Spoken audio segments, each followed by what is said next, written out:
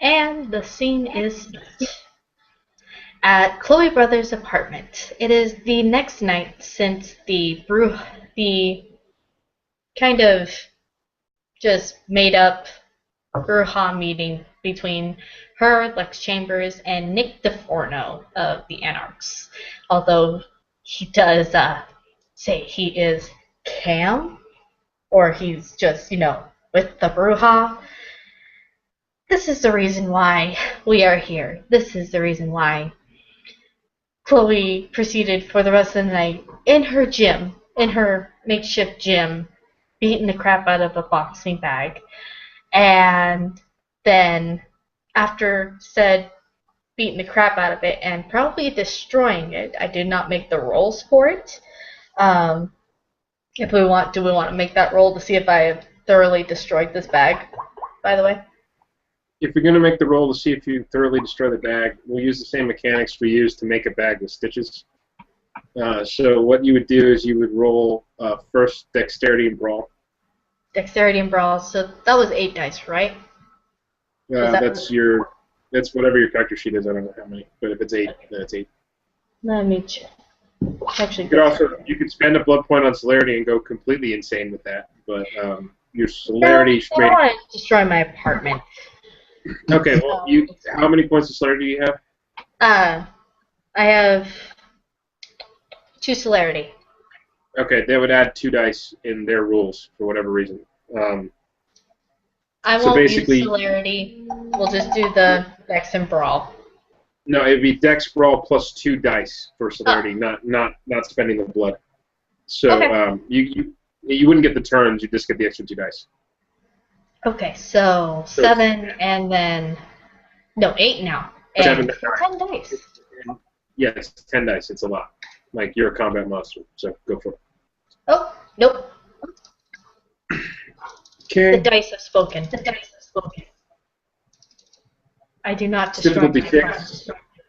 No, it's difficulty 6. How many hits do you have? 4. Okay, well, of your 4 hits, how much strength do you have? I have 2. Okay, how much potency do you have? I have 1 potence. 1 potence, okay.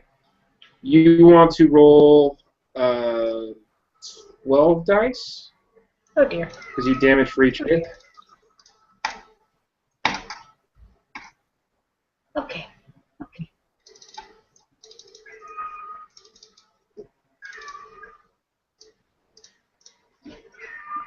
Okay, so you get 3 hits. Now the bag is going to roll,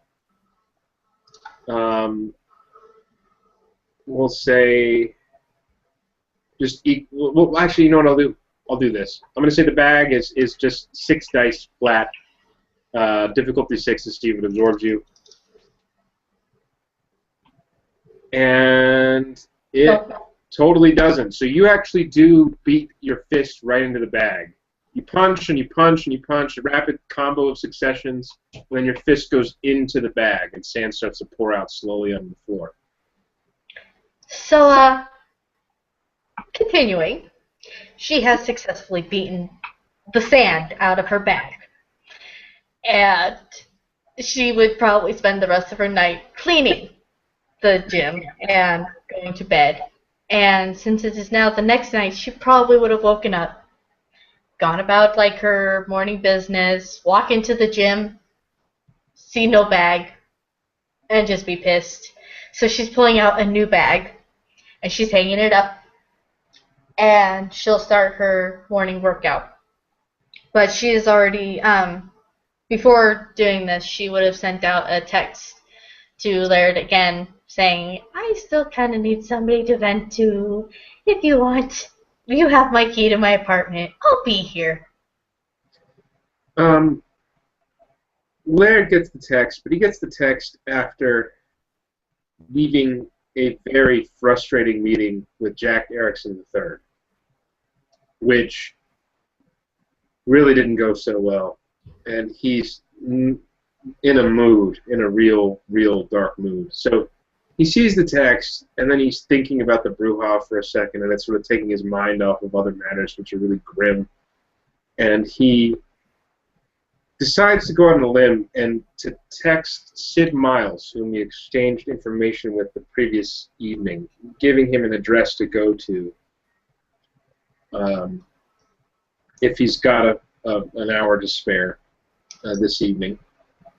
And then he starts to head towards the park where the apartment complex where Chloe lives in is, just driving.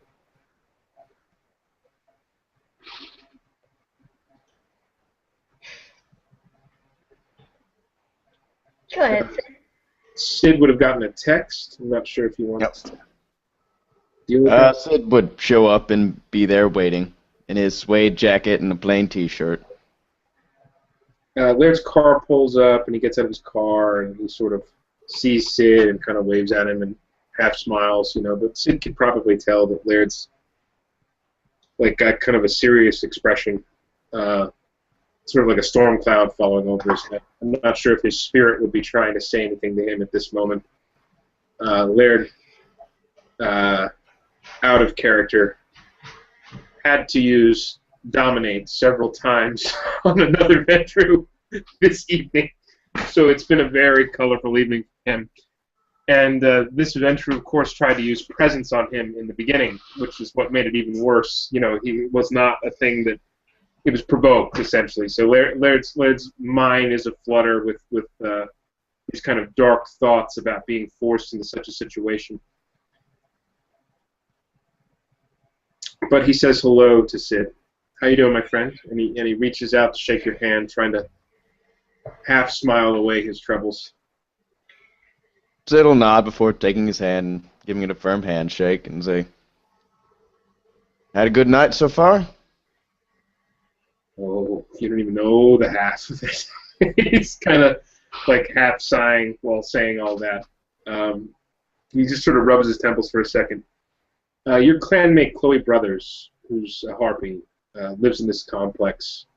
I thought maybe you two should meet if we were going to bring up the subject maybe of you considering the position of whip again. If it's all right with you. Wish you told me in the text I would have got a little more dressed up, but yeah, that's fine. No. Believe me, she's a casual Friday, and then he kind of walks in ahead of you, but leaves the door open for you, like holding it to follow him in. Now, you want to describe the apartment complex, how we get to your apartment? Do you want to pop up the picture again? Yes. Okay. Well, as you guys are either taking the stairs or taking the elevator, he has a key to the outside door and to the inside door, so you guys don't have to be buzzed in. It's actually about 3 apartments in one, as you can see how large the actual apartment is, just stories wise. Very modern looking, but it's not extremely on the fancy side. It's just that middle class modern. And there's not much furniture or decoration. But as you guys are walking or taking the elevator, you can kind of hear the bass of loud music, and I don't know, you guys might be able to roll to tell, but if you guys roll high enough, it's Hollywood Undead. Hollywood Undead is kind of like a rock rap bass band, very revolution based. Sid wouldn't even know what that is, even if he made the perception. It's okay. Laird has high senses, which he can just activate, so he would hear the music. He would be unfamiliar with the band. Yeah. It's not his era. He grew up in the 60s, loved a lot of Brit Invasion music. So, he kind of hears it as rock music, but to him it's kind of not really rock music. And he kind of sighs a little bit, opening the door is like, the music gets louder, but sort of, but it's that revolution, angry kind of music. It's just like that, I'm going to beat the crap out of somebody music. Yeah, he can hear the tone of it, that's for sure. And he sort of walks in and, over the music, he sort of yells, "Chloe!" Let's see if she hears you guys. That would be perception alertness, right? Yeah. Okay. So 6 dice. Yeah, okay. Yeah, I have you- 1 success. Yeah, you hear him. You got 3. Yeah. So she'll give one final punch into the bag, pause the music, you'll hear it pause, and she'll come downstairs. It's on the 2nd floor. And she'll come to the door. She's got a sports bra on and she's got sweatpants on, and she is sweating. Well, blood? You'd be sweating blood.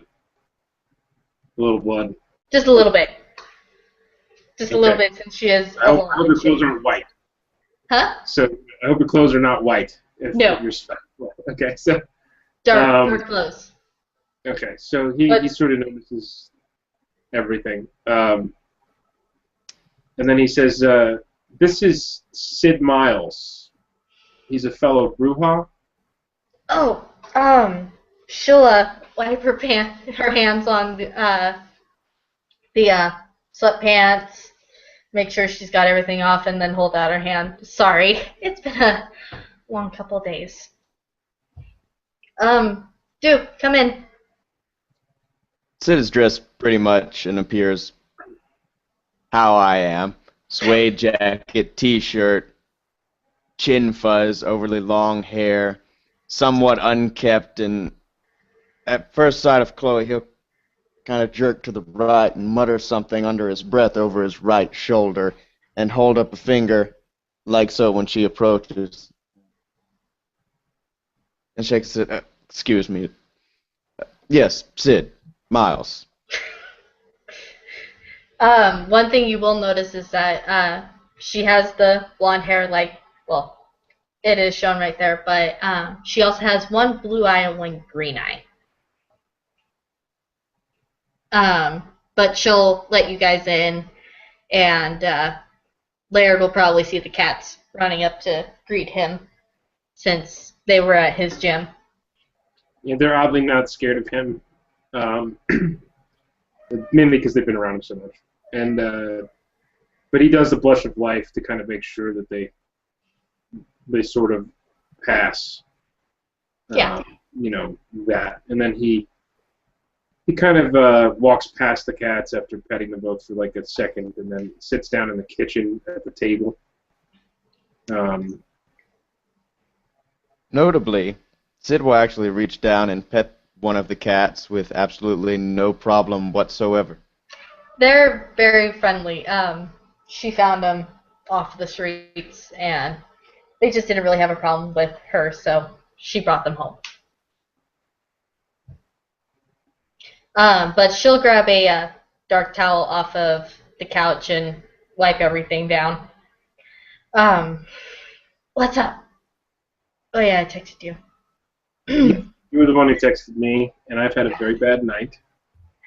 A very, very, very bad night that I never want to talk about, ever. Ever.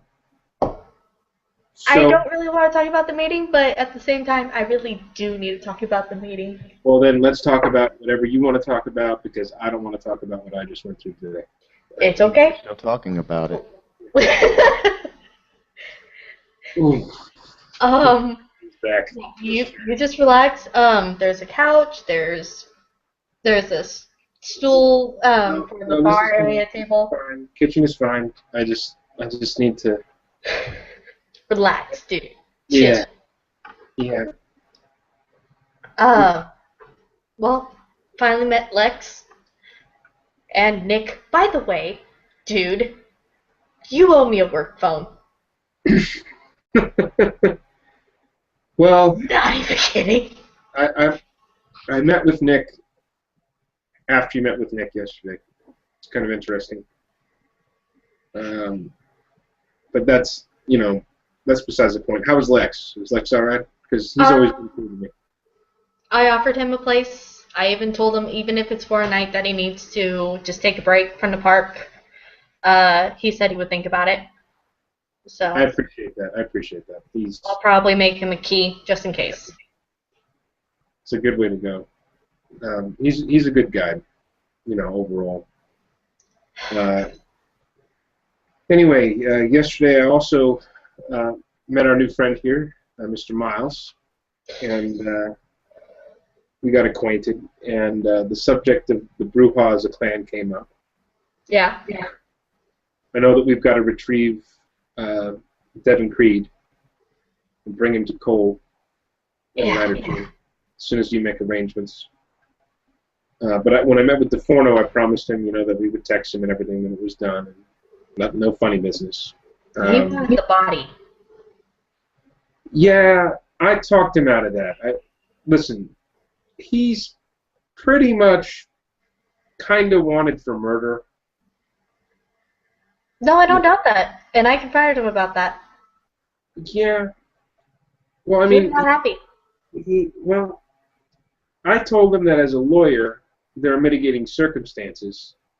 And I do think that I can negotiate some clemency due to the circumstances of what happened at the Looking Glass. And I know that the prince himself mostly doesn't care. But DiForno's in an odd position, and I want to kind of appeal to his good reason and sense. He was nice to me. I was reasonable with him. I think when he's calm and when he's not high hanging out with Javier, he's a pretty good guy for the most part. Maybe a little defensive, but he's Bruja.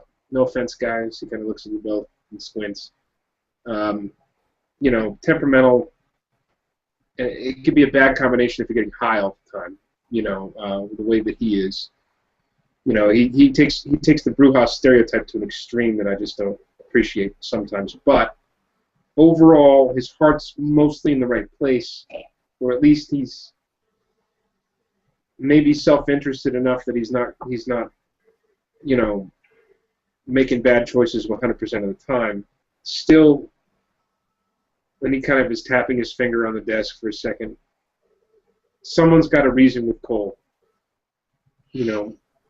And I figure if we take Creed there ourselves, if we handle this thing, and then I kind of tell Cole, hey, listen, this is how things shook out with DiForno, then we make an ally out of DiForno instead of having to fight with him or wrestle with him over nothing. And then we showed DiForno that we brought Creed back and everything's cool. We didn't break any promises. He's got no reason to have any beef with us.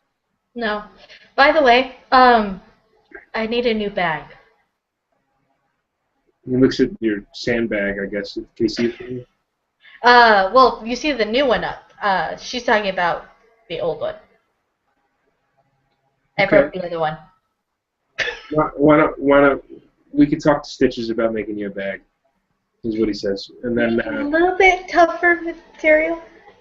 He's done it before. He can do it again. He knows how to make them there. And then he kind of sighs again and sort of leans in, putting his elbow up on the table, and he's sort of tired. You can tell he's mentally very drained.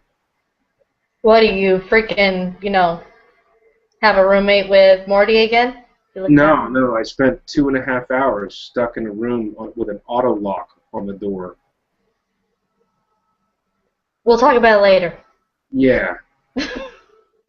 Yeah, I couldn't get out. Is kind of what he says. And then he leaves it at that. It's a little frustrating. You ever been in a panic room? He kind of leans over to Sid and says that. Nope. Yes. Yeah, it was kind of like that, except the button was on the outside. I've been one of those too. Yeah, it wasn't any good. No, it's really not. Yeah. I would offer you guys alcohol, but usually you guys can't drink it. No, I can't. I'd just be staring at it and get angry. So it's okay. No, it's fine. Listen. The Bruja as a clan are scattered. And I know you. I know you're going to say I should step up. I should be prim. But I think maybe the best thing we should do first is talk about everybody round robin. And Sid here has a bit of a mind for politics in certain aspects. I brought him mainly because I think, regardless of the scenario, that you should consider supporting him taking the place as whip. Do we even have a whip in society right now? You don't currently, and I think he would actually be the perfect candidate. Okay. He managed to argue me to a standstill, and he kind of smiles at you. That's impossible. Tell me your secrets. Tell me your secrets. No, it A was lot of reading and divine intervention. It was very impressive. And he smiles at Sid, actually kind of warmly. You guys can actually probably roll, I don't know, perception and empathy, but either way, you guys can tell she is already calmer than she was before. I will roll perception and empathy. Why not? Why not? Okay. One's the bane of my existence tonight. Well, 2 successes though. Yeah. Okay, so I'm reasonably sure that you're cooling out. Back to normal. All right, so let's do the list with known Bruja in the city. Okay. We got me. We got Devin Cree. We got Sid. We got Lex. Yep. We got Nick, although he's Anarch. We got Linnea, who I still need to meet. Yes. Linnea I recommended for the position of Hound. And I strongly feel that that's really where she'll serve best. Well, you told me that she was already serving as Hound, right? She served as Hound a few princes ago. And That's she's great. Devin Cree doesn't even have his chain of command going. A hound for the prince, or do you mean for a local Primogen clan? For the sheriff. For the sheriff. All right. Yeah, for the sheriff. It can be of any. Hounds can be from any clans. They just report to the current sheriff, which would be Terasius Cole, the Gangrel Elder. I was just making sure you didn't mean Mimrodon. No. But that's okay. Basically, as far as I can tell, I've recommended a number of candidates for Hound. And there can be a number of them. There's really no limit or cap. But it felt like the best thing to do in the wake of all the troubles I explained to you the other night, Sid, when we met, to kind of just keep my ear to the ground and my eyes out looking for potential applicants. And so far for Hound, as far as I know, a Toreador by the name of Josh. Juan Carlos. Oh, Juan Carlos. Okay, Juan Carlos. It was Juan Carlos. Okay, well, Juan Carlos then is one Hound, but the new one, is it John Smith or Joshua Smith? I met him, hung out with him. The one from the 40s, the guy who survived the war. I thought he was Tremere. Or was that Red? No, that's William Red. I recommended William Red as well. I don't know. I think it's Joshua Smith, but anyway, I'm tired, so I'm not. It's okay. Christopher Julius Rock III, who is a descendant of Mithras. Wow. And I recommended him, though he's like a bit of a Spaniard and kind of hard to get a hold of. Zara with a shotgun. And then he smiles at that. But loyal to Clan Ventru and loyal to the Camarilla, and I think he would make a fine candidate. There was that Jonathan Benker from the Gangrel, but I haven't seen him in recent nights. He seems to have maybe moved on. I'm not sure. I don't know. I need to meet up with new people. With all the shit going on, I just haven't been able to meet any new people. Well, listen, Devin Creed is in a bad position because he's going to owe a big boon to the prince. And to Calliope. Right, but the way for the prince dragging his ass out. Well, he's going to owe a life debt to Calliope, and then he's going to owe a life debt to Cole for reviving him because he's the only elder that seems to have the blood to be able to do so. Yeah. But then you heard Stanzo. He's going to want a boon from the whole clan. And he's not going to let Who that go. knows what that's going to be? Well, whatever it is, he's not going to let it go. No. So here's my advice. Nominate Sid for whip now, before Devin wakes up. In front of Just me. get the whole chain of command set? Yeah, but remain as Harpy. Let Devin wake up, and then puppeteer him. Here's why. All these booms, let them come to Devin. Let them take and take and take from Devin, but not from you. And then when there's nothing left to take, that's when we vote you in. We don't even have to Well, we slam. don't even know what the life boons are going to be. We don't even know what the life boons are going to be. Well, whatever they are, the life boons for Cole and for Calliope are just going to be on Devin. They're not going to be on the whole of the clan. It's the big boon that you want Devin to bear. Because if the big boon broke your back for his deeds, it would ruin your political career before it starts. Yeah. Every single clan has had an Elysian before, correct? Yes. Except for the Nosferatu and the Bruja, the Nosferatu are having the next one, so you guys will be up afterwards. I'm talking about different princes, like before us and everything. Oh, yeah, whatever prince they would have. Yeah, of course. I need to find where the Bruja held theirs. I think You know, after the Nosferatu, it's going to be us. I think there's. I was talking with DiForno. There's some X-strip bar down by the docks. We could maybe look into that property, see about raising the money. Maybe we could develop that. I am not dealing with Nick DiForno right now. Let me deal with DiForno, so you don't have to. All right? Because dealing with Nick DiForno deals with Javier Rojas. Not happening. Well, I told Javier to apologize to you recently, and he's being a dick about it. But as far as that goes, I can't control the guy. DiForno was nice to me. He was reasonable to me. When he cooled out, we had a good talk, and I think he's willing to play ball. He might even swap to Cam if there's incentive. So, you know, DiForno seems to be out for DiForno a little bit, but like the guy is not totally corrupt. You know, he's not without some idealism, some morality. He does have a moral compass in there somewhere. You know, and that's cool. That means you can work with him. You just know how to. Just knowing how to work with him is the main thing.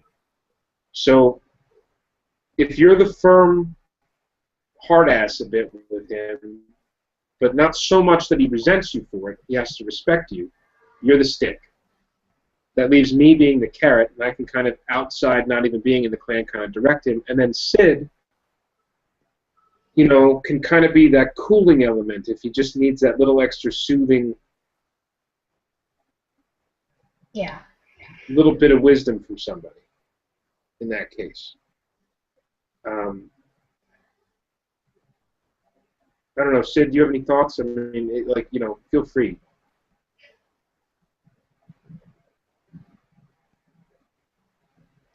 Sid is silent for a very long moment, taking a very long pause, which Laird might already be familiar with from their previous talk. Oh, he's waiting for it. He's waiting for it.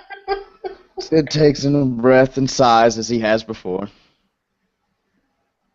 I think it would be presumptuous to not wake Devin Creed for assigning myself as whip. Devin Creed supports me.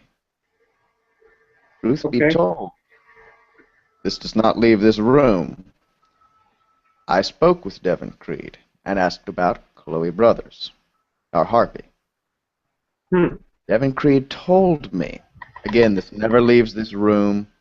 You have her attention. She's like leaning into the counter towards you, like, continue, good sir. Laird's nodding with his tired face in agreement. He's not going to fight you with the whole wanting mutual assurances. Has not been said. This never came from my mouth, and you shall not repeat it. It's my home. Devin Creed said, after my second meeting with him, less than spending 2 hours of time alone with this man, that he would have made me harpy had I been present over Chloe Brothers. Yeah, I he would be a have good his harpy. support. He will make me whip. And that will further legitimize me in the eyes of Clan Bruja. That's fine, and all the harpies will support you, so... Done. Done. Okay. Also make us look less auspicious. I agree Right with now, that. we are at the bottom of the standing list, and it is driving me bonkers. I agree with all of this, and what we'll do is we'll agree to meet and convene with him together, maybe. Devin and I are close. I don't think that he's the most effective leader, and that does not leave this room. Right. He smiles at Sid. But I think that his heart is in the right place. I do as well. I think that... Not when it comes to making children. Well... I'm sorry, but every single child he has made, this is just, off the books also, has either tried to attack somebody during Elysium or has went to Anarch. Guy should not reproduce. Parenting skills aside, he's supported me at different points, and he's supported the prince at different points, and he's supported others. He put his life on the line with the asylum. That's why he wound up in torpor. He was trying to defend the city. I don't think he's the shrewd politician that he would like people to believe that he is, but with the proper guidance, support, and we'll say input from those around him who have the best interests, for him and the clan at heart, I think he could do very well. And obviously you two should be at the core of that, and then every once in a while, if you need another supporting hand, you can bring me in to try to reason with him. He's listened to me before. He's very reasonable when we talk. And obviously I would support you guys in whatever decisions you both make. And you can both make either manipulation, subterfuge, or perception empathy rolls to see if he's lying or that you feel he's telling the truth. Perception, empathy. And so... Oh, you totally botched! Okay, you can't tell it all. You peer at him, but you're just not sure. What? He is telling the truth, by the way. But, yeah. I know that, just overall Laird is not one to, just totally lie to my face. He's not lying to your face.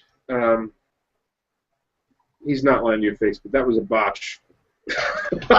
On Sid's part, so Sid might doubt him now. Yeah. Okay, Sid. Sid's already suspicious. That's just in his nature. So. Yeah, Laird kind of leans back for a second, and he's like half asleep looking. But then he says, I like Devin Creed, and I consider him to be my friend. Just as I consider the both of you to be my friends, I consider Clan Bruja to be friends of the Ventru, and therefore my friend. So, anything you guys need me to do, I'll do it. And now you can do the same rolls again, and hopefully catch something that's less suspicious. Ooh, ouch. No, how could you? That was me this time. Did you fail also? Did. No, we're fine. Don't worry about it. We're not suspicious.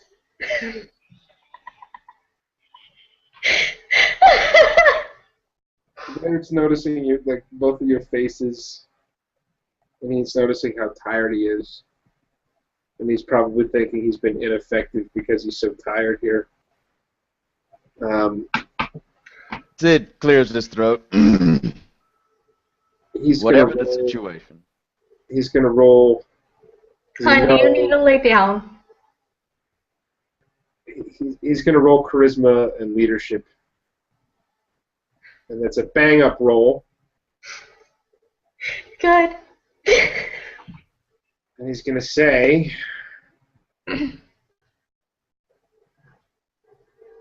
leading Clan Bruja out of the troubles that is experienced in recent nights is up to you.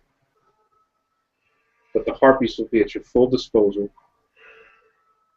and I need you to trust in the fact that, honestly, I don't give a goddamn which way. I really just want you guys to thrive. Now, you can challenge that roll, but you have to get more than 4 successes with either of the perception, empathy, or manipulation subterfuge rolls. Okay, let me just check something. Okay. So he will finally have won you over and convinced you that he is being on the level. Or charisma subterfuge? Yeah. I'll try the 6 again. Come on, baby. Yes! No, now you don't trust him. Fuck.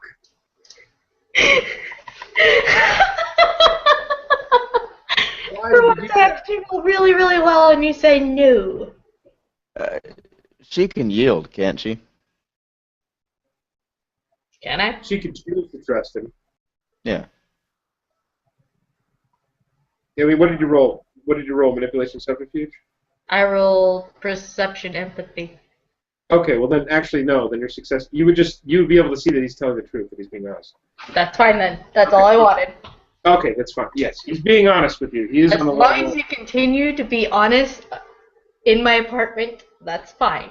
It's just that he's so goddamn tired looking, and he's flat, and the way that he's talking to you is not his usual charismatic self. He is winded and browbeat and tired.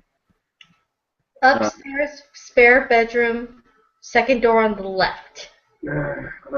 Maybe in a minute, he says, and then he kind of he was like gonna say no, but then He was scared by James Schmidt, remember? Yeah. No, I think I'd be okay here. But then he kind of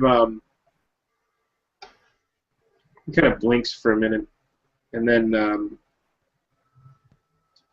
he looks to Sid and he says, "All right. So if you were Whip, acting on behalf of the Primogen, and you came to the Harpies with an idea to help the Bruja gain status or financial resources or influence, where would you start?" Putting me a bit on the spot. No pressure. No pressure. No, I'm just saying, throw them out there. Throw ideas out. Well, before that, I'd like to say, under no circumstance should we look at disposing Devin Creed from the rank of Primogen for 2 main reasons. Sure. One, he is very good with the Camarilla, and while we like to say Primogen that is carrying boons is a bad thing, the matter of the truth is it's not. Especially with the Prince. That means the Prince has interest in keeping him alive, so long as he holds that boon. Noted. And I agree. He is very good with the Camarilla. We cannot deny that. He is our senior, and he is our elder. That looks very good at the Camarilla. The seniority of a Primogen decides how powerful the clan is. 2, over half clan Bruja, some of them, his own progeny, deeply support Devin Creed. To dispose of him would cause very close to a civil war, and all Bruja that are presently identifying as Cam having a change of colors and going anarch against us. She kind of cocks her head at you. Are you Southern? Yes, ma'am, I am. Were you around for the Civil War? No, I was not. Okay. I was just double checking. Continue.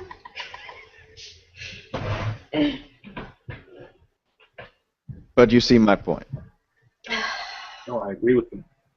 I agree with all As you. hard as it is for me to admit it, just because he has scorned me for being staked by a fellow kindred, and then himself being staked by Kine. I don't know. There's beef between me and the Primogen. We'll have to let it go for the greatest. I agree with Sid. I think maybe now is the time to bury the hatchet. Yeah. If you do not, it will drag you down. And, holding your position, the entire clan. I am prepared to do whatever necessary to help the clan. Which is why it's just like I am prepared to take position as leader as the clan. Because... Ma'am, I do not believe that. I think you have the best intentions, but I do not believe you are ready. I also think the social climate is not ready.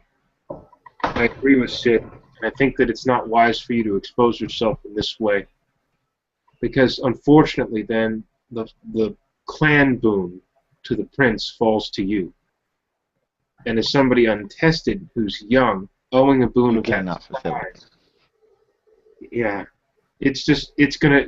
you'll be exploited by the other clans left and right. They'll use that against you from day one. I don't think it's the right time.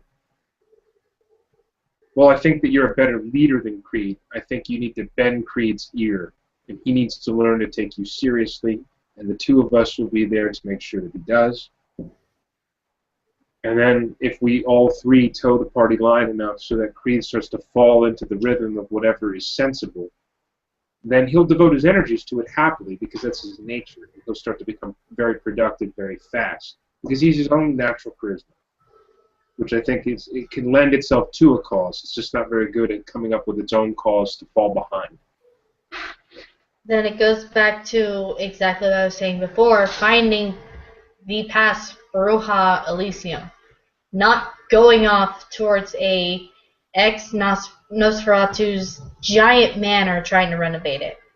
Okay, well, I say we look at this strip club down by the docks. We maybe figure out what it's going to cost, how we're going to raise the money. Strip club. Did I hear that right? Yeah, What? but it was a secret Elysium. It had multiple floors. It used to be held by the Bruja, and nobody's occupying it currently. You could probably get it for next to nothing. I'm not playing hooker again. No, I'm not saying that. I'm saying like you could develop it. You could put it into something else. But When I know that, choosing an Elysium, Mhm. it makes two grand statements. One, to the clan and what we represent. At present, bunch of upstarts and anarchs. You throw them in a strip club, what's going to happen? I hadn't thought of that. Again, Yeah, my Alright, code two. wasn't happy meeting at the general club, although I didn't give a shit. The outside looking in. What will the Ventru think of the Bruja when they have to walk into their Elysium and through a strip club to shake hands with the Primogen? I was just thinking you had claim to the building. He's tapping his fingers out. He's trying to think, but he's agreeing with you. He's nodding to what you have to say. All right then. What's a step up? What is the appropriate kind of venue? For Clan Bruja. Ideally condominiums. Okay. My own personal preference would be a Confucian temple of some sort, but that's simply not going to happen.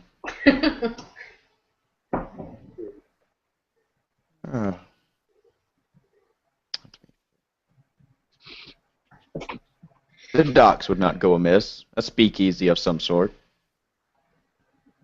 What about What if- transforming the strip club into a speakeasy? Since it is still the same layout.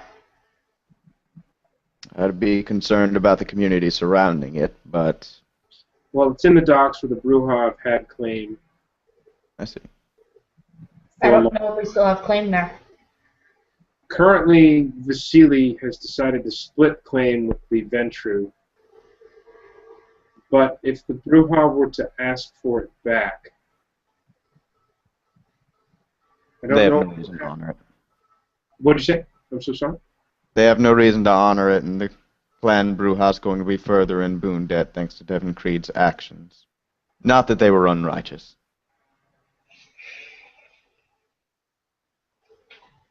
Set it elsewhere.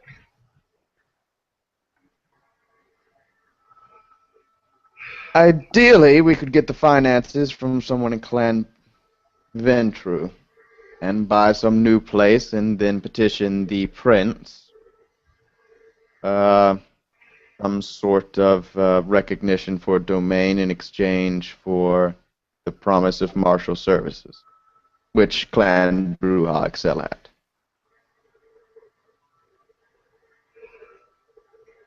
I agree with that. What about you sort of thinking about the layout of the town? What about getting the dance school? Dance school. She's looking at Laird. I think Schmidt's too interested in it, and he would maybe. I mean, it's you could technically lay claim to it.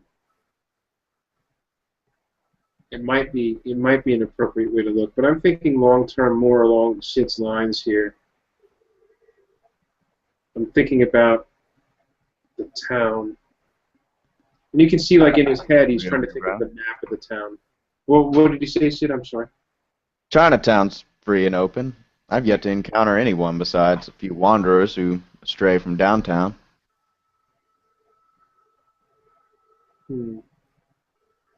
Chinatown. Across this, well, let's see, it's separated quite a bit from the red light district, relatively safe area. Very dense, very inconspicuous, very easy to hide secret passages. Does anybody have domain over Chinatown? Clan Bruja, last I recall. If you were talking condominiums, you could maybe go into the middle class district. Chinatown's mostly commercial, but I'm sure there's some residential apartments. Okay. A dojo. I don't know the town layout, so it's just like, I don't know, I'm gonna let you guys throw out ideas. The dojo. Thinks or thinks out loud. It's kind of interesting. Very Bruja. Very straightforward. But do you want the Elysium to be making enough money to sustain itself? Would a dojo could do such? Okay. Well, that might also be a place where I can continue doing my lessons. You know, not too far from there is the cheap bar, and more like the cheaper bar and hotel kind of district near the airport. Venture have holding in the airport, but maybe we could also look into properties there. Maybe there's a hotel or something that would be a good earner. Maybe not the museum, but a good secondary kind of place to start looking into after that. I like the idea of a dojo, though. There's something symbolic in that. Let's see. I was just sort of thinking. Bit counterculture, appeals to Bruja, yet very inner peace and controlling and restraining our weaknesses and outbursts and such. Very can. Go work out there, Claire, until we get the gym back. It's a better place to go. Yeah. I miss the freaking gym. I really do too. I think my cats even miss the gym. I'm working on it. Have you heard anything about Joe yet? I got a lawyer on it. I hired a lawyer to represent him. Someone who could follow the script. I think it'll go okay.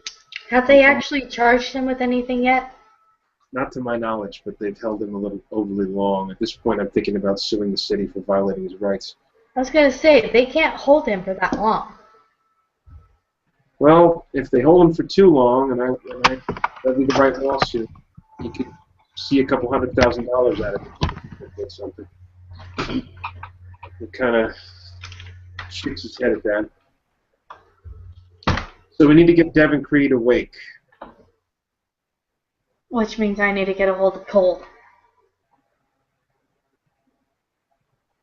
Would me actually asking Cole have me owing Cole like that, or a life boon, or some sort of boon? No, Devin would owe it. Now, on the topic of getting Devin Creed awake, It may be presumptuous for us to be discussing domains for the Bruja and Elysium without Devon Creed being present himself. It's better for us to introduce it to him so he feels like he contributed rather than us running circles around him and trying to take control of his clan. That actually does sound smart. It's hard to admit that, but it does make sense. No, it makes perfect sense. Also, Devon loves to be a co-conspirator. So if you bring it up in a way where he feels very much a part of it, it'll appeal to his nature. He's whimsical that way, and it's actually kind of a fun part of him, in my opinion. It's one of his better qualities, how excited he gets when he feels like he's on board with something.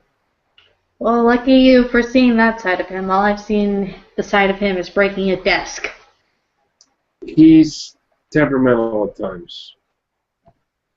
But if the stress is off of him,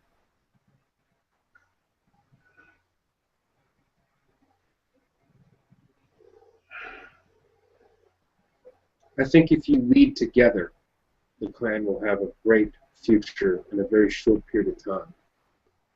And we need to make him see that. It's not my role to say what you guys need to do. Clan Bruja's business is Clan Bruja's business. But it's my role as his friend and as your friend to try to help cool him out, try to make him see reason. First thing I'm saying is he needs to stop reproducing.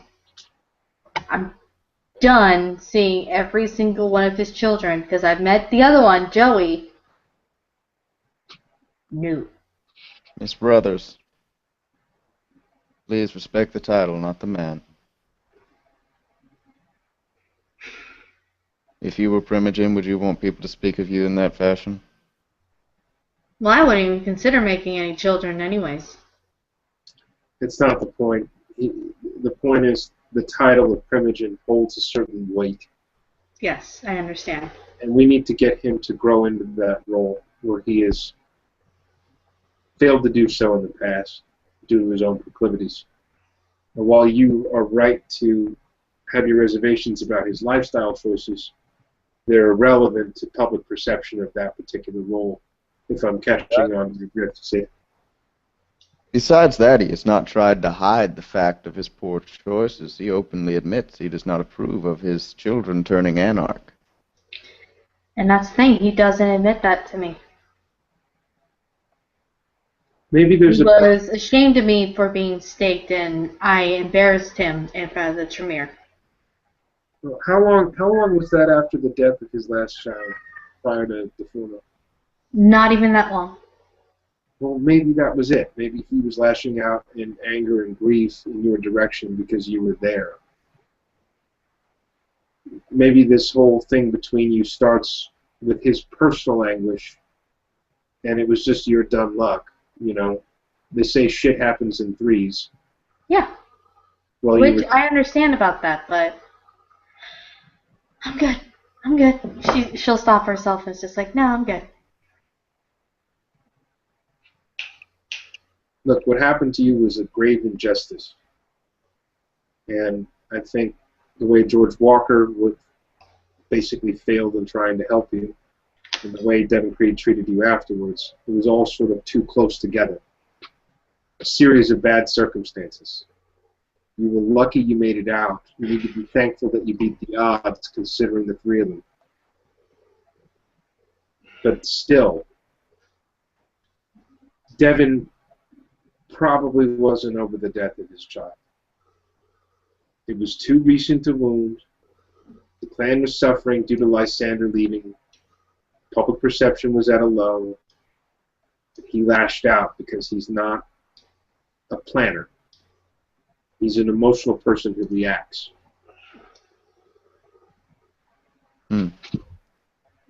Here is an option. Clan Bruja really doesn't need the docks, unfortunately. We could sell the territory that we have domain and claim over to the Ventru Primogen in exchange for the capital to build whatever we want in Chinatown. I think that that's a very fair way to put it. And It would also show the Bruja are willing to cooperate and go to great lengths. Greater lengths than any other clan has yet to do in over 100 years, to my understanding. I agree, and I think that's a smart way to go about it. And this money that's being raised in this trust by the prince, via the tithes, would be perfect to help support them. It's public money, from what I understand. It would be a good public undertaking. And I think that the three of you united would be able to make the appeal to the prince. Miss Brothers is in the prince's good graces, and you yourself, Sid, have a certain manner which I think is more than respectable. After taking the position of whip, I think if you came together behind Devin with this idea, and if Devin was enthusiastic about it, the prince would be willing to grant it. I have to admit I do not wish to brag, but the prince's good graces. He has given me free information and boons of no cost, and has tried to write me a blank check, which I turned down out of respect. But I think this combination, there's something here. I agree. I agree with your assessments. I also think it gives the Bruja a fresh start. The docks seem to be a war zone in terms of controlling what's going on there. The Giovanni want it. Give it to the Ventru. Anarchs, everybody. Well, the Ventru have had holdings there, but they've been separate, and they've got a truce with Vasily, the Gangrel Independent. But the Ventru are more capable of handling it. At this time, I believe you're right. I believe you're right. Nosferatu, perhaps, but I doubt they have the capital in which to purchase it. He nods. He nods. There's only one among the Nosferatu that's financially independently wealthy. Stitches. No. Stitches has a fair amount of money, but he's not investing it. Who? He's the thing about Stitches is he's cash flush because people like his services, but he hasn't decided what to do with that money yet. Whereas Sir Thaddeus Winthorpe Oh, yes. is an entrepreneur of some repute. It's a very nice home, very nice estate. I've been there myself. Man is actually hospitable, in my opinion, and not unreasonable. But he also could maybe give you financial advice. With the Tremere, there's Alistair Vestas. The both of them. I can get in with the Tremere. Well, I mean, if there was a time beyond this where you needed additional financial advice to expand after you ascertain the new domain, maybe that would be a good way to go with interclan politicking. And then he looks to Sid. I think above all else presently we need to get Devon Creed awake, find out what boons we owe, file them away The Harpies in the will backlog. They won't be called upon immediately. We don't have to address them immediately. No. After that, get my place as whip, should Devon Creed approve, which I see no reason he wouldn't. And honestly, the Harpies may not even have to press Devon Creed to come to such a decision. I'll Call approach upon him. any boon. I'm sorry. I said I'll approach him as a friend about it, not as a Harpy. I'll bend his ear just to say that I think it would be a nice choice. And I think that may make him suspicious if you approach him. I've already mentioned that you have a great deal of influence already. It may be better for only myself and Miss Brothers to approach him with the idea. All right. If he comes to Miss me, Brothers. I'll just support it. That's fine. You understand, I'm sure. No, I do. I completely understand. And then he's not arguing with you at all. Again, he's still tired though, like he's probably a little slow on the uptake tonight. He's had a bad night. He then says, if Devin comes to me after speaking to you, if he's indecisive for some reason, I'll echo the same sentiments, I should say. And hopefully that would be enough. Not pulling rank as a Harpy, but just as a friend that he might come to, because he has before. Of course. I'll play goalie. He smiles a little bit. I think you're right. I think he'll go for it, though. I mean, if he already took such a liking to you right off the bat. And then he smiles warmly at you. And then he looks to Chloe. I know it's frustrating, and I understand your frustrations. And I do actually think that your time will come. I do. But you don't want to put a target on your back or take on too much of a burden at once. No, I know. And thank you for, knocking it through my skull. Hey, man, I'm just your friend. I know. Well, you're also my boss. Speaking of which, where's my check? He pulls out a small envelope with a few $100 in it, and he hands it to you. Oh, God. Is Sid frozen? No. No? Okay. Just making sure. Sid will probably watch that little exchange of money. Just like, speaking of which, where's my check? Sometimes I need someone to run subpoenas for me, and she does that. Okay. Sorry. It's all right.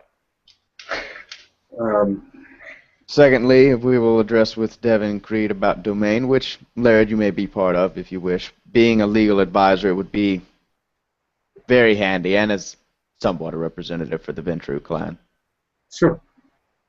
Since we would be buying it out, I guess, from the Ventru.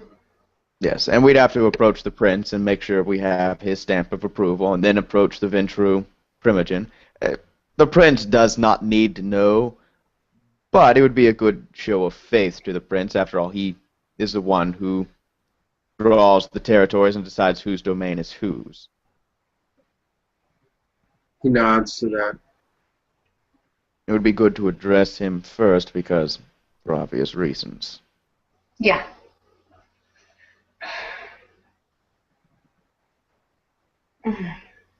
So, whip, domain, what else is on the agenda for Clan Bruja? Waking him up. Well, besides I that, think that will come naturally. stats. Well, getting a hold of Cole. I think it should be all three of us going to Cole with the body to wake him up. I think whether it's the following Elysium after the Nosferatu or 2 Elysiums later, you need to determine an amount of time that's appropriate to buy and develop a property to get it ready to hold an Elysium, and then hold one as soon as possible in order to try to make it. An Elysium for the Bruja. Yes. Well, an Elysium for all of the court. Ah. To bring them court in, to welcome them to the new rebranded Bruja, so to speak. That way you can make a bid to begin to increase your standing. I think first we need to have an actual building as we are entertaining a domain before we do that. True. Word will spread quick enough that the Bruja are getting their shit together.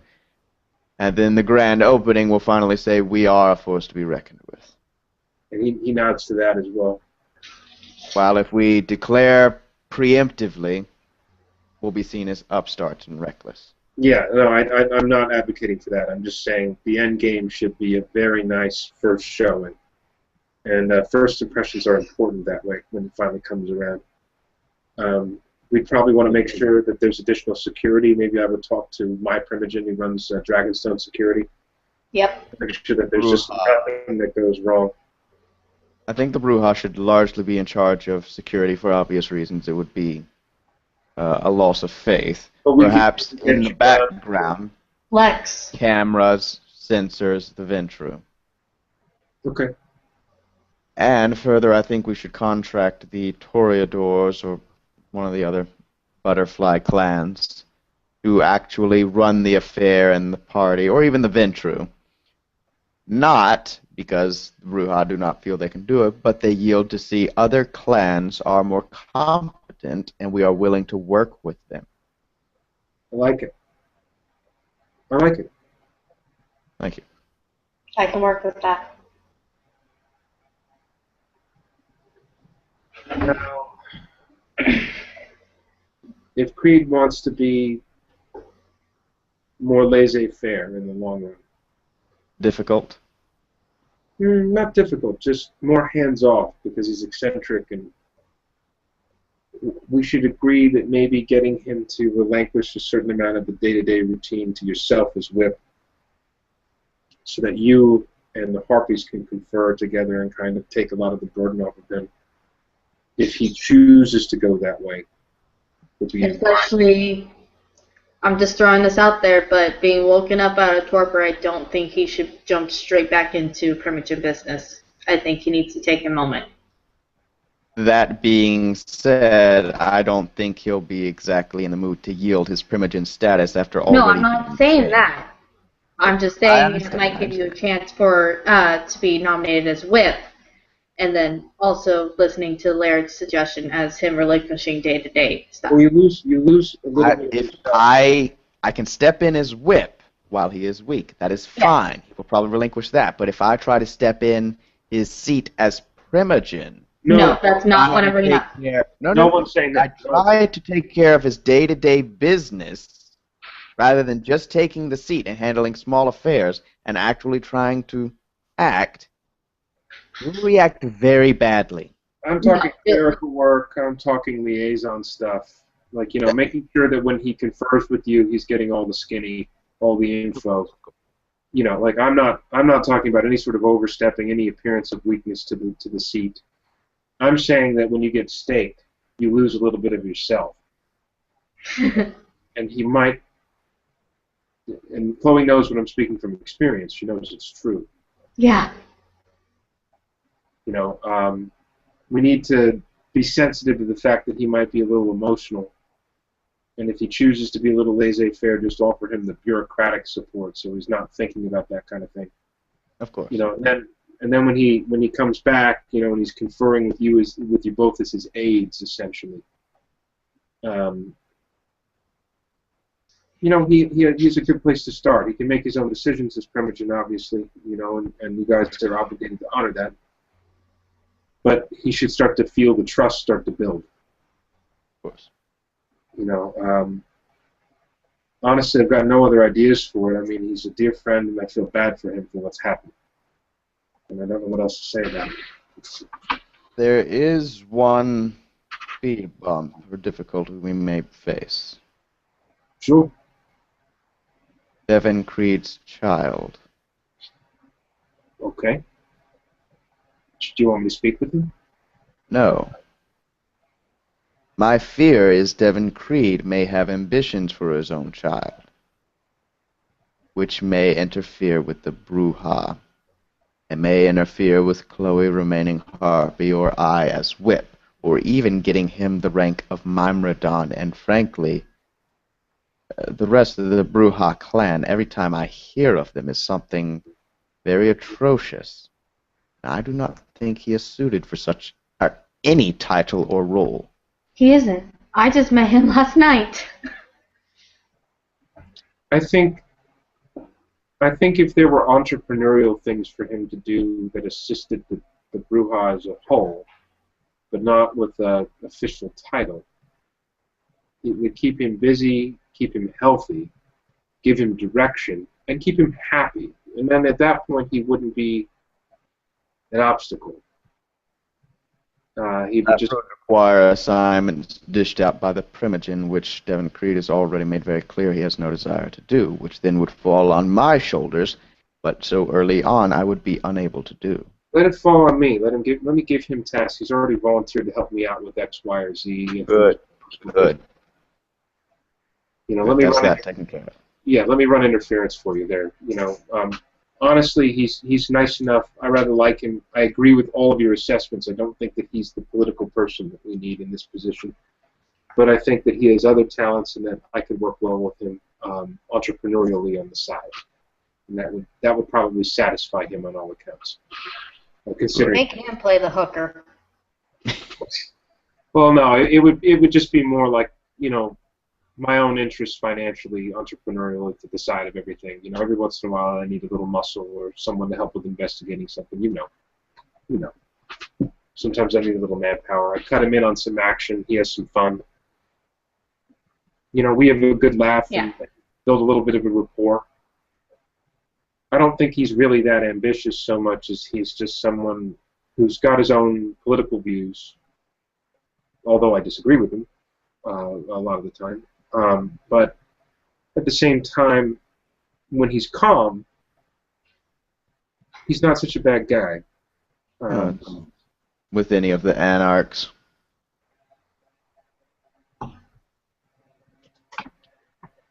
Well, Unfortunately. what do you want to do? I mean, I'm trying my best, man. I've already told you. I put my best foot forward with them. I've tried. I'm trying here, You're stretching yourself thin. Need to rest. No, you're right. You're right. If you guys don't mind, I think I'm actually just going to get up and go sleep upstairs. Of course. Good night, Laird. I'll keep it down. He gets up and he walks into the spare room and shuts it behind him. And before he knows it, he falls asleep. He really was that tired. I'll find out what happened.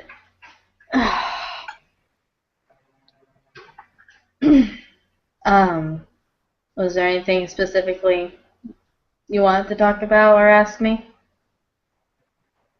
Sid thinks for a moment before shaking his head and giving a slight bow. Not at the moment, Miss Brothers, and as it stands, you outrank me, and I believe you are of greater age. I am at your service. Actually, I'm only about 37 years old. You're older than me. Oh, well, all right. So what's your story?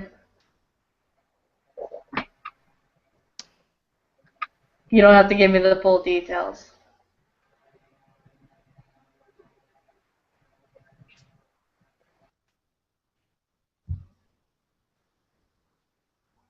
A little voice whispered in my ear. I won a hand of cards. Owned the Chinese Emperor's buffet after that. Now I'm in New Sarum. Nice. I was running a very important parcel, and my sire wanted it. He knocked me down, said, "Alright, just forget what happened and you'll live," and I punched him in the face. Your sire. He wasn't my sire yet. He was just some random robber. Or what I thought was a robber. And I punched him in the face.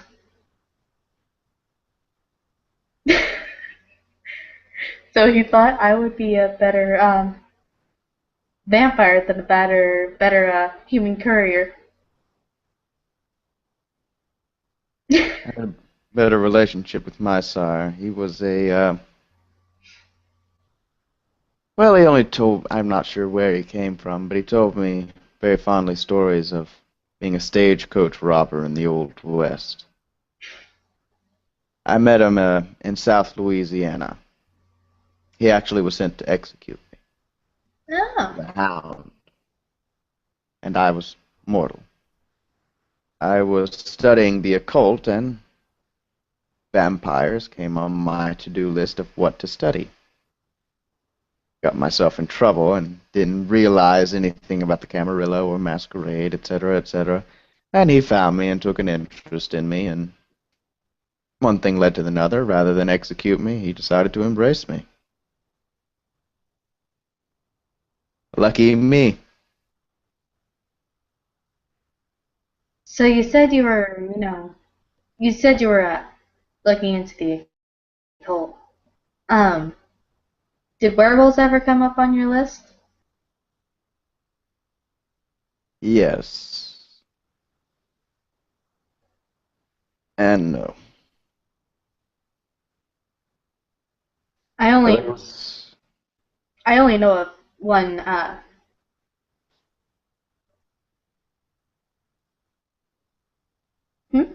I'm listening. Please continue. What? Oh. Oh, Turns out actually the parcel that I was carrying was belonging to one of the werewolf clans of the city. They were trying to keep tabs on them without actually, interfering, because God knows we try to fight them, they just kind of eat our faces. I've heard stories, but I'm afraid I've never encountered one or had the pleasure of meeting one. Neither have I. We've only come in contact with their messages. I'm afraid werewolves is one of my weak points. Okay. It's okay. Only thing I could honestly recommend is an occultist writer known as Constantinos. But what he wrote on, unfortunately, was mortals trying to imitate werewolves, honestly, with some hazy rituals.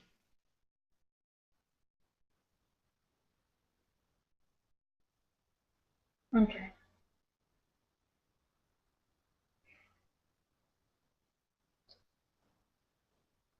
I know that I am older than you or outrank you, but is there anything you wanted to ask me?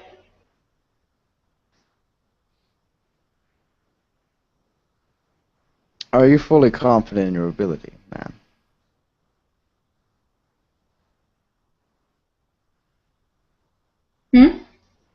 Are you fully confident in your ability? As Harpy.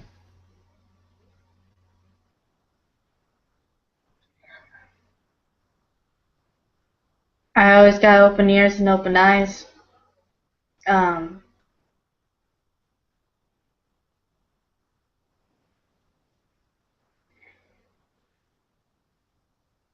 I guess I am. And if not, I better step up or shut up. You could always step out of the way. Better than being crushed. Or staked. That is a possibility.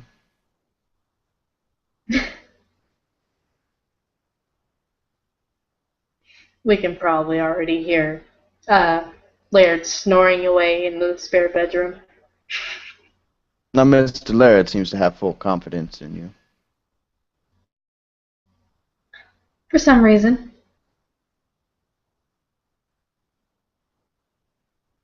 I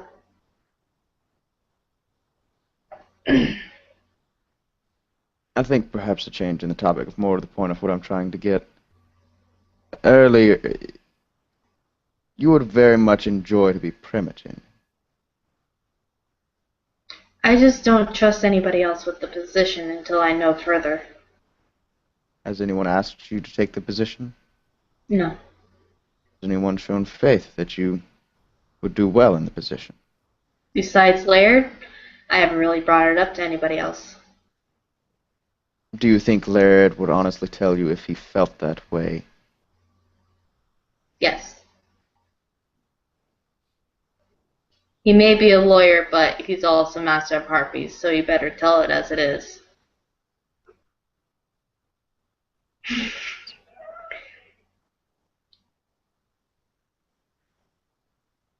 Has anyone in Clan Bruja shown you favor to incline that they would prefer you over Devon Creed as primogen? Not that anybody's vocalized.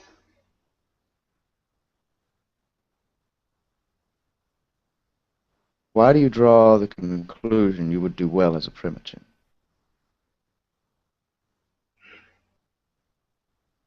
Because for the longest time I was beaten down for trying to protect my sister, for trying to protect my mom. Just beaten down, beaten down. And I believe my sire saw that I had something in me to stand up for myself and others that are close to me. And I think Laird sees that too. And also being staked has also shown me that another you better step up or shut up in this city, that this city will eat you alive. And you might as well make as many friends as you can. Miss Brothers, I have been staked 4 times in my very brief existence. And how you maintain your sanity, I don't know how. Because it took me once to just be traumatized. The 4th time was not even a week ago, only a few days. I was staked by Sabat. Where were you at? I was in the New Orleans area, serving the Camarilla as a grunt. Lieutenant, actually. We had created a makeshift militia of sorts. Mm-hmm.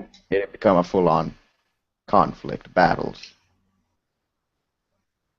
I began in the first couple of days as an adjutant for my sire, who was given the rank of captain. Mm-hmm. But quickly, it was field officers were dying left and right. They were the chosen targets of the Sabat. So I was taken out to the field to act as a lieutenant and given 2 militia squads of 20 men. These militia squads were outfitted with little more than pocket knives and machetes. Very few of them had any firearms, much less phosphorus rounds. We went up against Sabat, which had assault rifles and phosphorus rounds that cut through our kind. I was captured. There were 3 blocks. I was on the left block. The Sabat charged. The right block broke rank and ran. So you were abandoned. We were abandoned. My sire was in charge of the center block. When I turned to look, I saw my sire had abandoned the center block and gone with the right flank.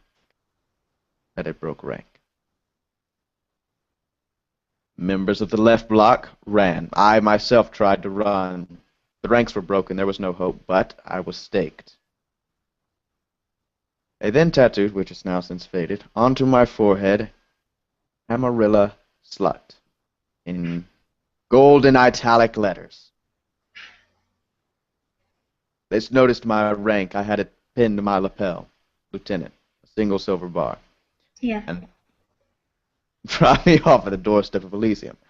Fun fact, tattoo ink is not regulated by the FDA since it is not consumed. That means every tattoo parlor has a unique chemical mixture. It is a DNA fingerprint for tattoo parlors. We were able to take a sample from my forehead and find out exactly which tattoo parlor carried that exact ink.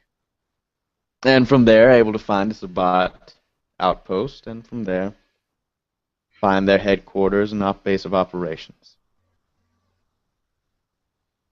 My getting staked was actually a very good thing in the long run. And saved the New Orleans area. Congratulations. I was staked by a Toreador kindred because he thought I had ratted on him to somebody. Which I had not. And he staked you. Well, he kept on going about it like, you need to tell me the truth, you need to tell me the truth. And soon enough, I just kind of laughed and said, I gave you my story. And you can either take it and believe it or shove it up your ass. But either way you ask me again, I'm walking to my car because I'm done. Because, of course, his car had been stolen. This was who now? A Toreador? A Toreador. He's gone. He's not dead. He left the city. I see. I proceeded to walk towards my car. He grabbed me. We fought. Well, he fought me. I dodged most of the time. I don't like fighting. I choose my fights. I'd rather not fight. until you piss me off. And pretty much everything I did was in defense. He tried bringing his ghoul into it. I easily knocked him away, but that left me open to be staked in the back. He then proceeded to lock me in my trunk and drive around. We now know that he had driven around the docks for 2.5 hours, making me paranoid as I'm in the trunk. A common practice. And then he stopped and was talking to George Walker. He's a Malkavian anarch. Now, pathetic little fool. And I'm laying there, paralyzed, as we are when we are staked. And I'm screaming in my head, use something. I am bleeding in my trunk. And he cannot tell that I'm in here. So George Walker was completely unaware and uninformed. Yes. All right. Although my stakist, as me and Laird like to call him, since I was robbed of my humanity and my sanity, made it very clear to him. And he just couldn't tell. And he used that against George and me. And was just showing off without him even having a clue. You know, leaning against the back of the car, jumping on the back of the car, talking about me, talking shit about me. And then they separated. He took me back to his apartment, locked me in his basement, and then continued to feed off of me twice. His intentions were to drain me enough and then unstake me so I would attack him and bind myself to him. But by feeding off of me twice, he bound himself to me 2 levels. He was an idiot. He was an idiot. But luckily, one of the first people I met in this town was the Tremere Primogen.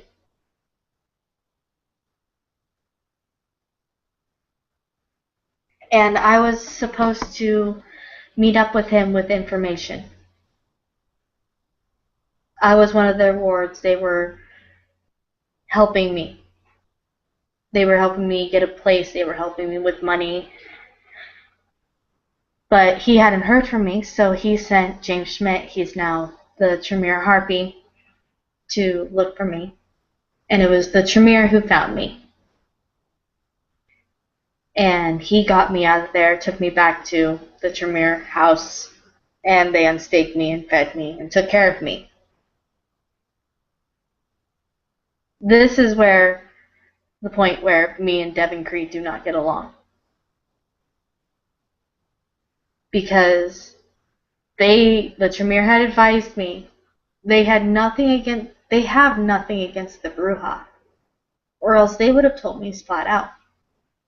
We are on those kind of talking terms. They actually gave me this place so that I am safe. James Schmidt has secured it with his security systems. But when I went to go report the incident to my primogen, Devin Creed, my stakist showed up also to give his side of the story to try to ruin my side. And we showed up at the same time. And he said that we were like children telling on each other to the teacher, and scolded me for being staked by a toreador of all clans, and then embarrassing him by being rescued by the Tremere.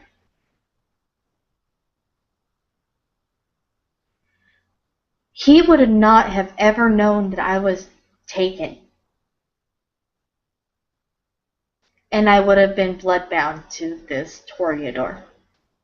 And instead of any sort of justice, he said we owe a boon to each other. And then that was it. And then as soon as I tried helping his side, he left the city. Why did this Toreador stake you? Because he thought I had ratted him out with information. And what was such sensitive information? When I found the Toreador, Robert de Blah, whatever, it's a French name. His car had been stolen in the red light district. I was sleeping in my car in the red light district. I hadn't had a place yet. He was screaming in front of an empty parking space. Curses to a Javier Rojas, a fellow Toreador but an anarch. And we had discussed information about him getting even with Mr. Rojas in this parking space. But honestly, and it is totally legitimate, anybody could have been in that alleyway, could have been in that parking lot. A freaking Nosferatu could have been hiding. I don't know. Word got back to Javier. Word got back to Javier. Did you tell him? I didn't know. No, I didn't know any of this, and the two had a confrontation. And Mr. Robert thought that, well, I had only discussed it with me. That he had only discussed it with me. He didn't even consider that he had been yelling curses to him, of him, in front of an empty parking space. Did you tell anyone else this information, the Tremere? I told the Tremere. It is my life story. It is my motivation story. It is what keeps me going. No, I mean, did you tell them about this crazy Toreador in a parking lot yelling against Javier? I told him about that, but I didn't tell them any of his sensitive information about getting even with him. I just told them that I found him in a parking space and that he was upset. Did you mention Javier's name? I did. That was enough.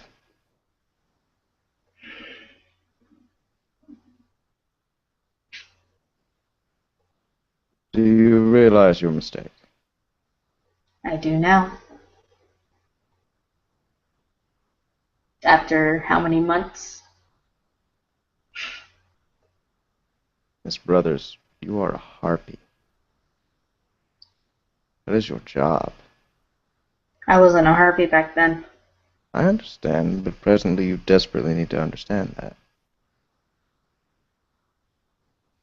Secondly, as much as it pains me to say it, Devin Creed was completely right. The Bruja as a clan are known as marshals. We are soldiers. We are fighters. Toreador are dancers and poets. They wanted to stake a Bruja. Now, granted, it was unfair numbers, a ghoul, and you were fairly new. I understand. I understand the conditions. That is an embarrassment to the clan. And as Laird pointed out, Devin was under stress, and he probably did not make the best decision. And I cannot be present to hear the exact conversation, but... And you did right, going to your Primogen and telling him of the incident. But that does sound like Devin's interpretation, saying you sound like children telling the school teacher. Yeah. Also, Devin, Primogen of Bruja, has no control beyond his own clan. He can do nothing to the Toreador. But he could have voiced something. He had voiced anything, that Toreador would have run to his Primogen and done the same thing. And then Devin Creed would have put the entire clan at risk. Devin is a wise man. And it didn't help that our prince was incognito. Hmm. That's the problem. Devon Creed would have taken it up with the Prince would have taken it up with the Toreadors, and the Chain of Command, etc., etc. But Devon did the best he could do. He overreached and put himself on the spot by saying, this Toreador now owes you a boon. The fact is, that is not. Devon was completely unable to do that. That is not his right. That is not his power. He stuck his neck out to try and satisfy you and protect you. He could have been executed for that. That is strictly against Camarilla law.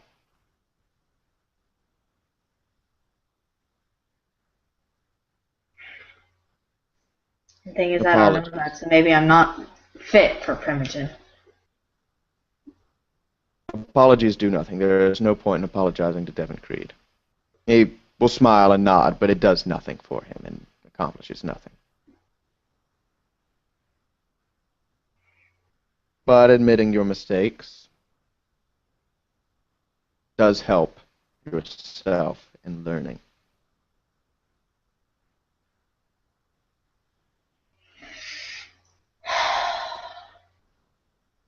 Yeah. How do you feel, Miss Brothers? Surprisingly better, knowing that. Because for the longest time I felt like I had been betrayed. But that's because I didn't know the actual laws. It's all right. You were new. I was new. As to be expected. Because even now, my sister wants to come to this city, and I am trying everything I can to keep her out of it. Because this city will literally eat you alive. Any city will do that. I think this city more than others. Truth be told, I found more trustworthy people in this city than I have many, many others. Huh. That should be a nice reprieve. Now that being said, it seems like the Sabbat are going to eat what little's left alive, and the Giovanni are going to pick the bones, but... Or the other way around. No, the Giovanni are working in league with the Sabbat. Oh, great. So now it's confirmed. No, it's not completely confirmed, but there is a suspicion. Also, the prince is gay.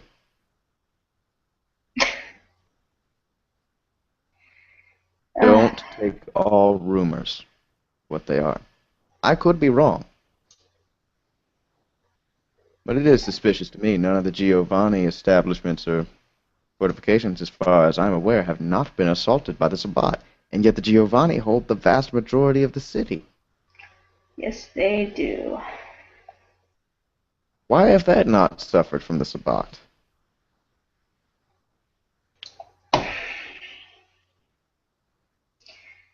Suspicious.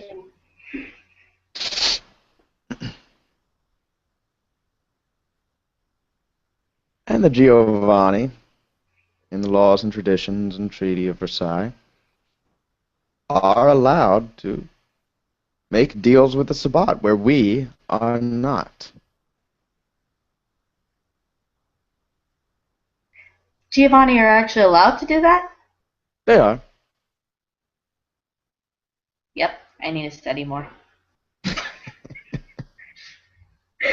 Oh, God.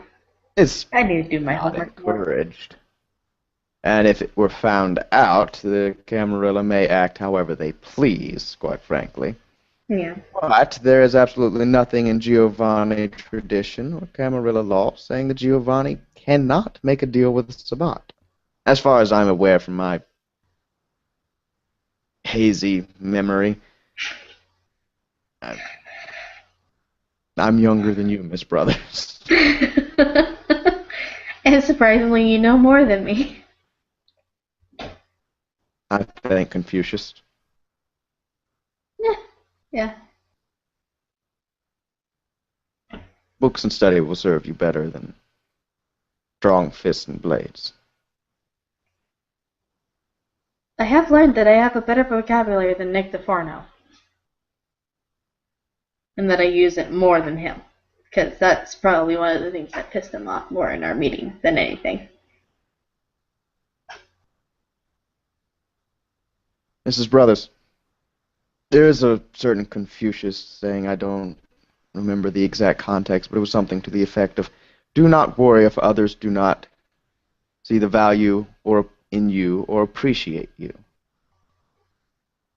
Worry that you cannot find the value in others and appreciate them. Everyone has use, Miss Brothers. Everyone has some value that redeems them. It is our job to find it, appreciate it, and let them know that we see it and appreciate it, and then try our best to utilize it. And they will feel fulfilled just knowing that there is someone who recognizes them and they are capable.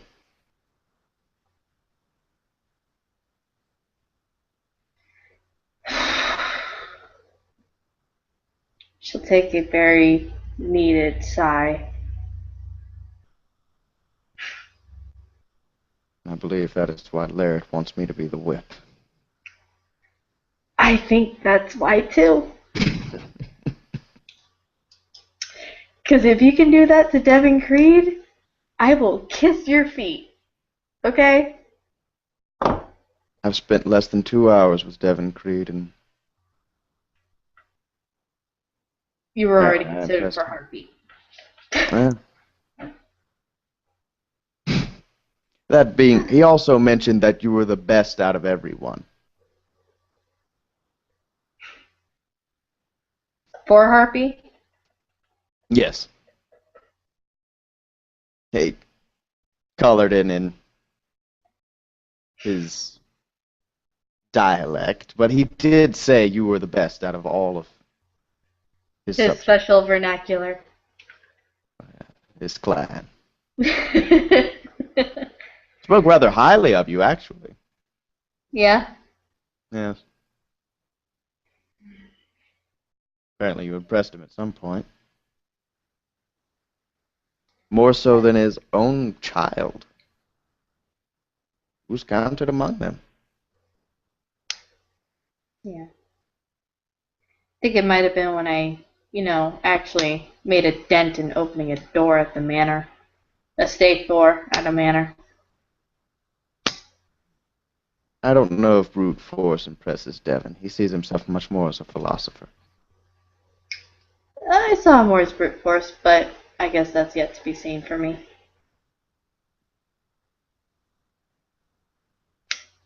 Again, after that, I didn't really try to hang out with him that much. When I came to the city, I was more of a fence person. And after I was state, he forced me into the camp. And I fought very hard to get back to my fence. And then he made me harpy for Clan Bruja. And since then, I have grown into the Camarilla, to the point where I actually enjoy being in the Camarilla. Camarilla is a good system. It is. But damn it, I had a comfy fence. I had pillows everywhere.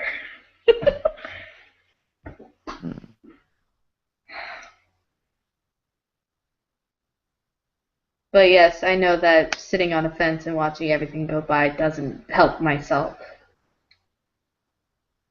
Have you ever read Machiavelli, Miss Brothers?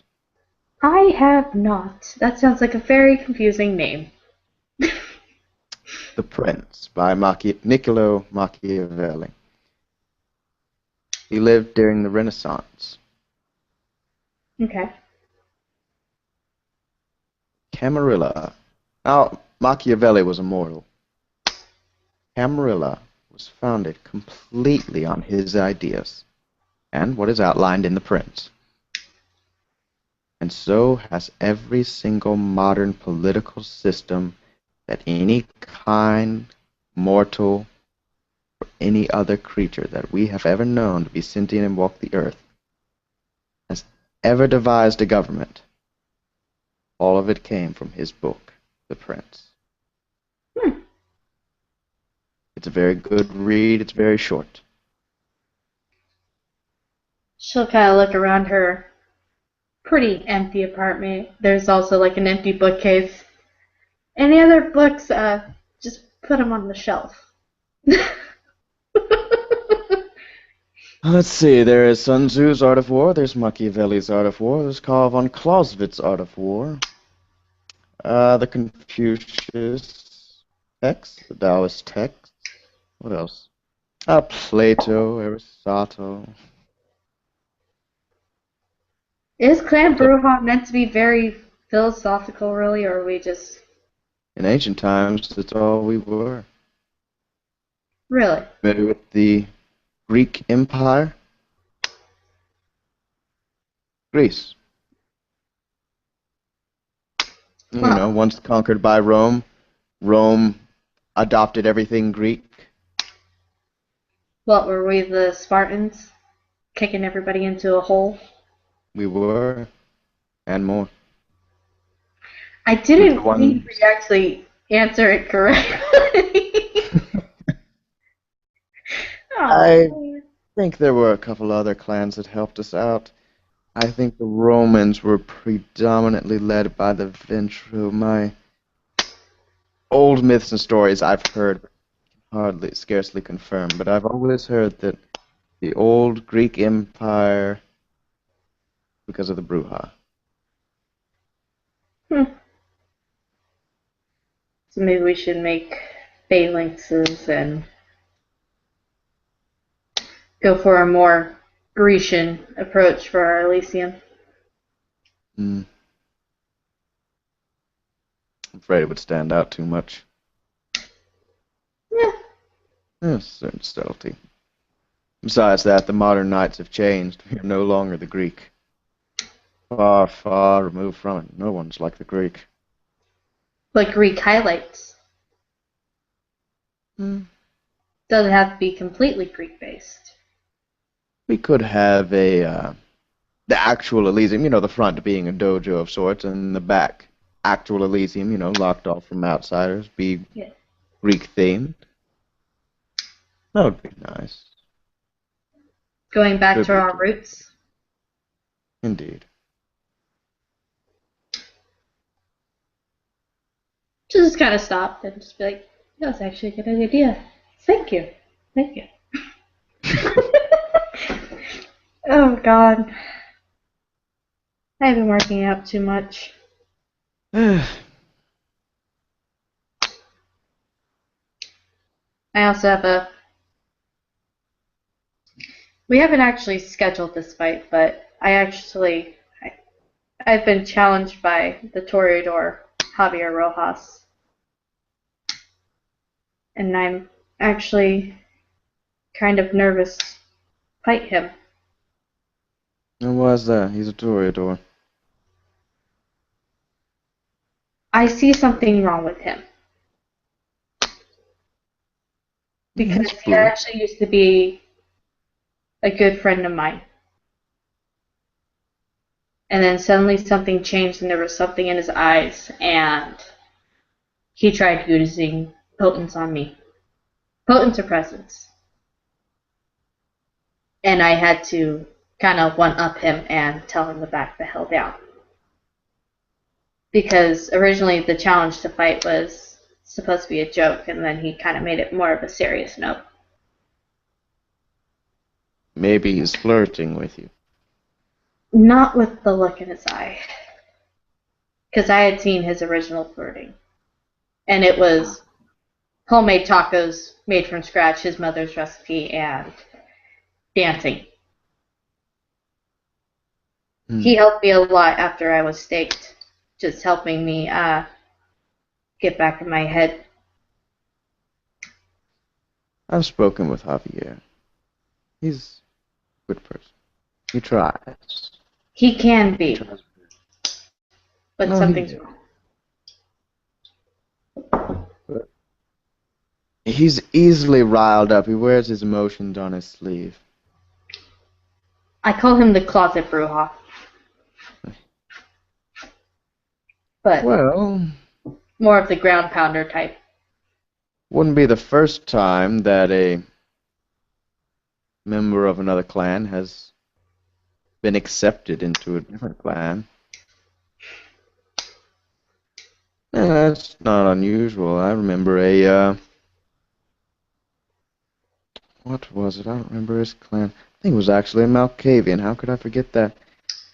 Um, my sire was the hound for the area I was in, and he may as well have been primogenitor of our clan if he hadn't been called upon to be a hound. And he was able to get this Malkavian as part of Clan Bruja. And more or less, at least. He was a funny man. He didn't care much for clan lines.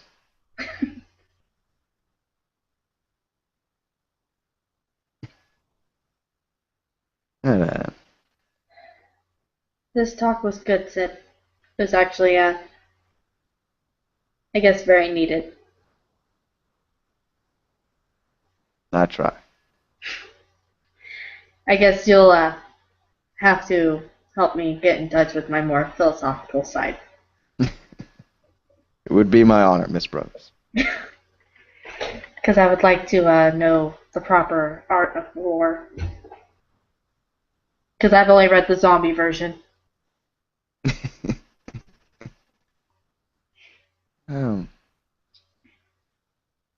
Key thing to know about war. Well, let's see. Sun Tzu outlines the basics, knowing what ground to fight on, how to make your men fight, etc. Machiavelli about how to organize troops, banners, morale, feeding them. And Karl von Clausewitz, very insightful man. That's the third.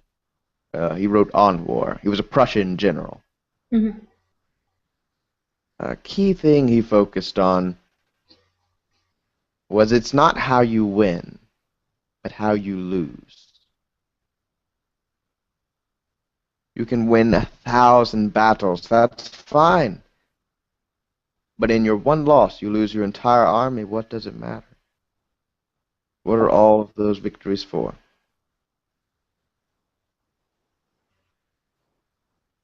Karl von Clausewitz was a very smart man. He knew how to lose a battle and win the war. Very smart. Sometimes it's better to surrender and kneel. To save your men, to fight for another day. You may win the battle, but you'll never win the war. Yeah, more or less. And then after that, there is guerrilla warfare, mostly by Che Guevara. His texts are sketchy at best. I think we all generally get the concept of guerrilla warfare. Anarchist Cookbook does a bit of that. And then finally, modern warfare, which is a rather terrifying thing in that no one can win war anymore. Both would lose instantaneously in the blink of an eye. There would be no armies left to fight each other. Present day, and for example in Iraq, if two soldiers ever see each other, a Marine and a Taliban, Al-Qaeda, extremist, whatever, if they ever are within 10 miles of each other, you're doing war wrong. Fact of the matter is, we have the technology present day to launch a bottle rocket into outer space, loop around orbit 10 times, come back, and hit one specific person right between the eyes. We have that technology, and we can do it. We just don't, because it's cheaper to send a drone. It's not even a pilot. We could see them from space with satellites. There's no need to fight. We can bomb them from here, just with a stroke of a key. Push of a button. Push of a single button. No different than dialing a number on your cell phone.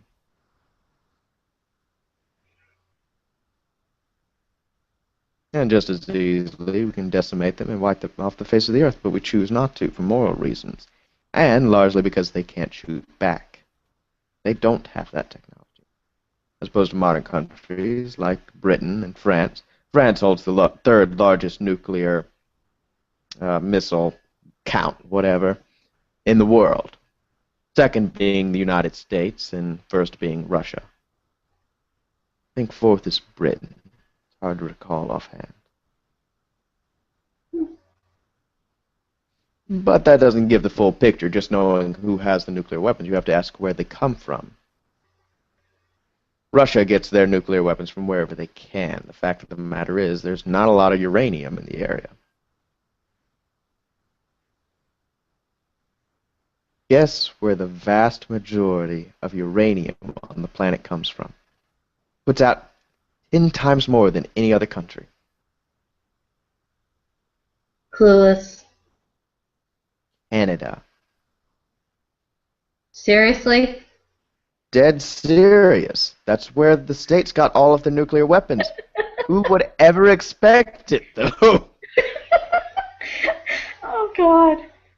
They're too busy pumping maple syrup out of their trees. And mining out uranium and selling it to the States to make nuclear bombs. Meanwhile, Canada has a strict non-nuclear proliferation act. They will never make a single nuclear weapon, but the States. None of their business what happens to that uranium. But they'll supply for that. Supply. But nobody believes it. Nobody even thinks about it. The truth doesn't matter, Miss Brothers. Consider the current conflict in Ukraine. We all know Russia invaded Ukraine. There's Russian soldiers jumping over the border. Yes. We know they have invaded, but yet not a single country raised a single digit to help them. Do you know why? Because Russia will not hesitate to push their button? Well, they will. But that's aside the point. Putin stood up and said, those aren't Russian soldiers.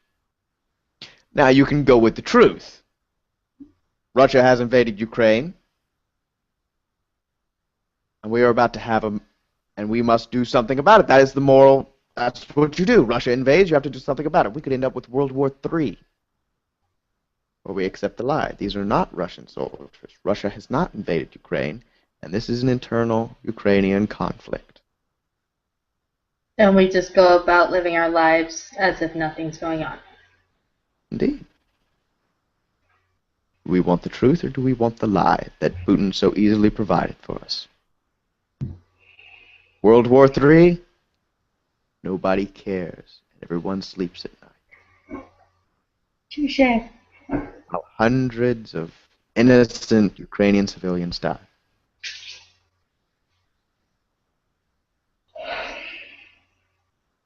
No one cares about the truth. Sadly. Then why do we? We live forever.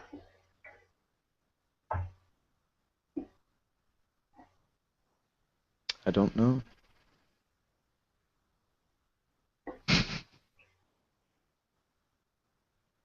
Why did we ever live at all? Yeah. As many philosophers say, you have to... Was one philosopher said, I don't know why we're here, but I'm pretty sure it's not to enjoy ourselves. Another philosopher said, French philosopher, I believe, said, I believe we are here to help our fellow kind. What the others are here for, I have no idea.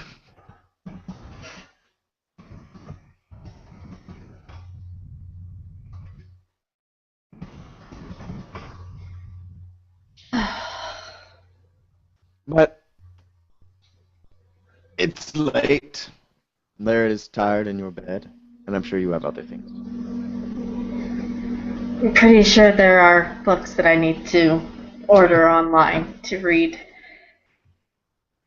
I start and with the prince. The real outlines and estate, everything. Yeah. and real estate to look at.